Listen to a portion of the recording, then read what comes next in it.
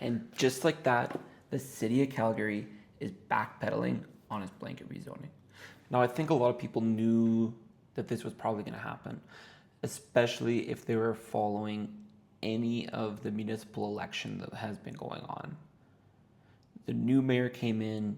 It was something that he campaigned on and said and was very outspoken about, that if and when elected, this is going to be one item that he is going to be addressing quite quickly. And lo and behold, we are November 17th. He put in the meeting date to get this looked at.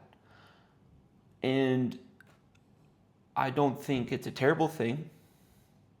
Like I said in another video, I think it was kind of rushed and there was lots of opposition to it, but the city felt so much pressure, they pushed it through anyways. It was voted by city council, it was approved. Now it's getting a second look because they're seeing it now what the effect has happened over this amount of time. So the motion calls for the repeal of citywide rezoning and it is under technical review at a meeting for the city's executive committee as of this past Monday. This is the first step to addressing concerns Calgarians have had, said the mayor. Obviously, it's going to be a long-term process to get this done, but it is very important for us as council to be able to show Calgarians that we're taking those concerns seriously. The motion calls on city administration to revert the city land use bylaw to what it was prior to the previous city council approving citywide rezoning, but would exclude properties that held development permits approved prior to the motion and are currently under review in the permit process. According to the motion, the rezoning policy has failed to deliver greater housing affordability and created public concern around loss of neighborhood character, increased pressure on infrastructure, inadequate parking in established communities, as well as traffic congestion on roads and in alleyways due to the city blue, black, and green card programs. However, the policy has had an impact on reducing the cost of homes, according to Calgary Inner City Builder Association, which noted citywide rezoning cut 6 months off the timeline of a typical townhome, saving $90,000 in costs. Details around what could replace the policy are currently absent in the motion after Farkas campaigned on not just repealing but replacing citywide rezoning. This is just one piece of the puzzle, he said. We're going to be working alongside members of council on amendments to get a sense of how we can move forward on the needed housing, but in a way that actually works alongside the community rather than against them. So here is the exact notice of motion that he's put in place. So it states in this that blanket rezoning was recommended, which cut thousands of Calgarians out of having a direct say on future redevelopment of their communities by eliminating public hearings for site-specific low-density residential land use redesignation. On April 22nd, 2024, Calgary City Council opened the longest public hearing in city's history in reference to blanket rezoning, including a 15 days of sitting. Over 1,000 Calgarians initially registered to speak. Only 736 spoke due to attrition. Nearly 70% opposed the bylaw. Over 6,100 written submissions were received, and over 50,000 Calgarians live streamed the proceedings. On May 14th, contrary to prevailing views offered by public hearing participants, Calgary City Council approved amendments to the land use bylaw, blanket rezoning, permitting residential development of up to 3 stories and 4 units plus secondary suites on all residential parcels 50 feet wide on a citywide basis, subject to specific criteria. Blanket rezoning was enacted through the bylaws, came into effect between August 4th and January 1st.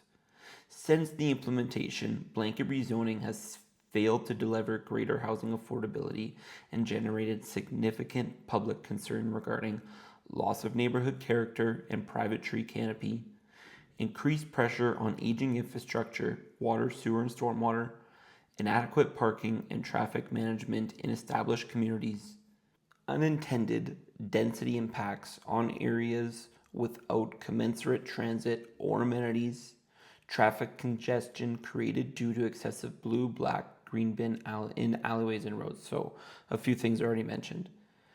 This land use amendment is intended to restore low density use districts that existed prior to August 6th with special provisions as further defined in the notice of motion. Council respects and affirms the rights of citizens to participate in the public hearing. Now, therefore, be it resolved that the Executive Committee forward this notice of motion to the 2025 December 15 regular meeting of City Council for consideration. Be it resolved the administration be direct to prepare an amending bylaw to restore land use bylaws to their original state prior to their reading of the citywide rezoning.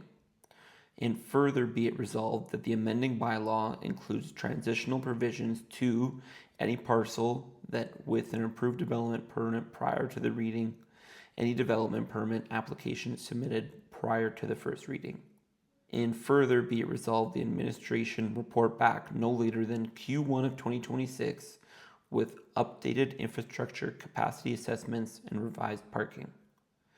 The administration be direct to bring back the amended bylaw no later than February 17th, 2026. Public hearing of City Council on Infrastructure and Planning Committee. So this is just one small step in the whole grand scheme of things. I don't disagree that this has to be looked at and has to be truly determined. Did this give the success it was hoping to give? Now, I don't think it has been in place long enough for us to see the full effects. This has only been going on since they said, May? On May 14th of 2024. And now we're already going to be changing that. What are we going to do differently? How are you going to look at this and look at what they tried to do and say it didn't deliver more affordable housing, so now I'm going to do this to deliver the affordable housing? What are you going to be able to do differently in order to deliver the major priority of affordable housing? So I think it's going to be very interesting to see what the city comes back with, what they have as suggestions, what they're going to say is going to be the new best thing to allow everybody to truly afford stuff. Because this built a lot of housing for people. Was it housing they could purchase? I don't really think so. Because you look at areas where a lot of this, where I saw a lot of it happen, Tuxedo Park, Mount Pleasant, Banff Trail, Renfrew. Okay, somebody was able to buy a parcel that had 50 feet across the front, but what did they do? Mow it down, build a duplex, so a side by side, and you could buy either side if you wanted it for $1 million. Was that affordable housing? Please comment below if you were in the first time home buyer stage of $1 million and that's what you could afford. I mean, congratulations, good for you, you saved your pennies. But I mean, like, the goal was to create affordable housing. It didn't create affordable housing. It created a lot of rentals, and it created a lot of homes that people could move into if they had $1 million. But at no point in time did all of a sudden we see 6 townhomes get put up at $500,000 a piece. I didn't see it. No time did those duplexes get sold at $700,000. So I don't disagree that affordable housing wasn't accomplished. but I would love to see them be able to come back and say, here is the recipe to create that affordable housing. By utilizing some of these older areas or utilizing some of these small homes on large lots, here's now what we can do. And honestly, I don't disagree either. Loss of neighborhood character, private tree canopy, like, you start doing that to some specific neighborhoods, you are completely taking out why a lot of those people moved there. I would like, please, if you're in one of the tri-wood areas, you're in Collingwood, Charleswood, Brentwood, beautiful homes, well established, gorgeous bungalows and 2 stories, bi-levels, everything in there. Some of them older, ready to be torn down.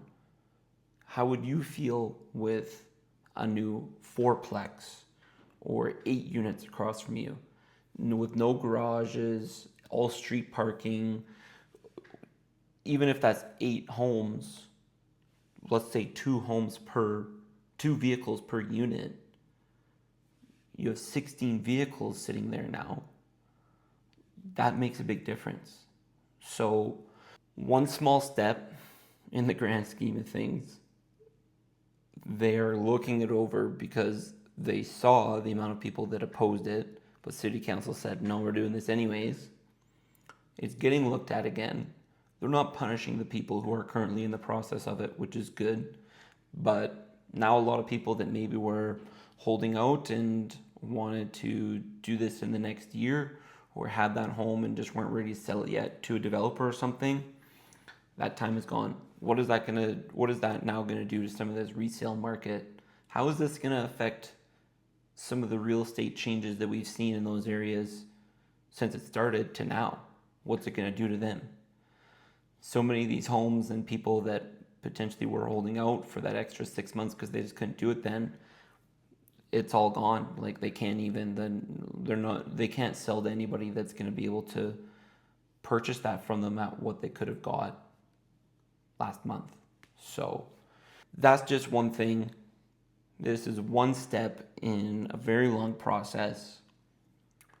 Let's see what Calgary can do differently this time and see if they can truly accomplish some affordable housing. I want to hear everyone else's opinions on this. Comment below.